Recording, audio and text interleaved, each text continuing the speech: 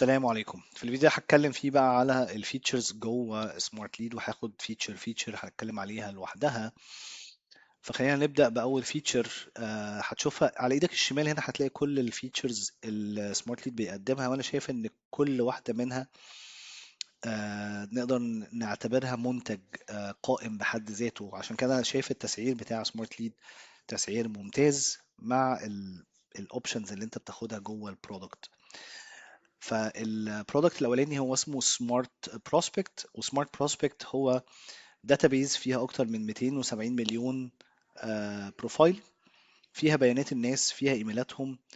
والظريف ان الداتا دي بتجيلك فيريفايد، يعني انت بتقدر تعرف ان الايميل ده ايميل صح، فهو بيعمل لك فيريفيكيشن ليها. تمام. فبتشوف على الشمال هنا الفلاتر اللي تقدر تستخدمها.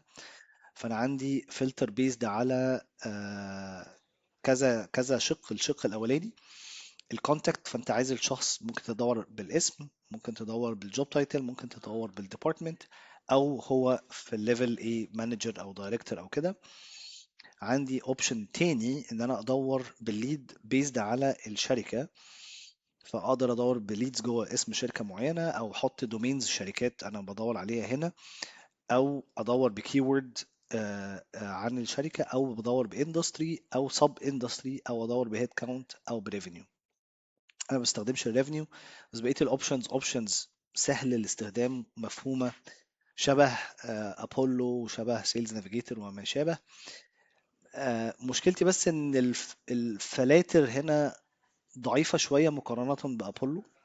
فلو انت عندك استهداف صعب، اتوقع ان هنا مش هيفيدك قوي زي ابولو او سيلز نافيجيتور. ولكن لو انا بستهدف مثلا ديبارتمنت الاتش ار كله، او ديبارتمنت الفاينانس كله في دوله معينه، الموضوع بيبقى سهل ان انا اجيب بيانات الناس.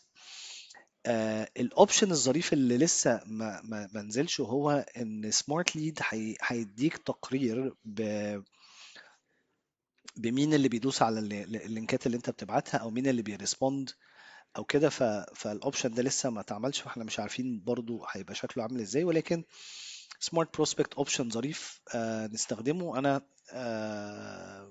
يعني مستخدم اعتقد بلان بتديني 50,000 كريدت. بتبقى تقريبا اعتقد ب50 دولار او ب60 دولار، مش متأكد، ب59 دولار. فالرقم انا شايف ان 50,000 ب60 دولار، انا شايف ان الرقم رقم يعني رخيص نسبيا مقارنة بالتولز التانية. تمام. فده كده اول فيتشر هتكلم عليها.